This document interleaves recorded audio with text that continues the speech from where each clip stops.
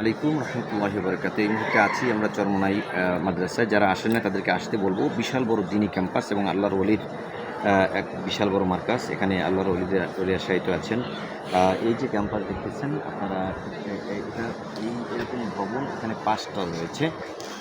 এরকম ভবন এরকম 5টা রয়েছে। এখানে অলমোস্ট 8,000 ছাত্র লেখাপড়া করে।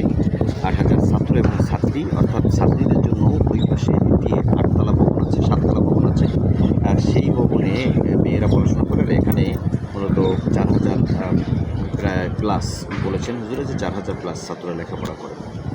বিশাল বড় ক্যাম্পাস, বিশাল বড় মাঠ, সব কিছু মিলিয়ে জিলে চরমোনাই আসলে একটা শান্তি শৃঙ্খল জায়গা। যে সন্ধ্যা নদীর মানে আপনার এই যে কীর্তনখোলা নদীর একেবারে কুল ঘেঁষে এই যে দৃশ্য, এটা খুবই অসাধারণ।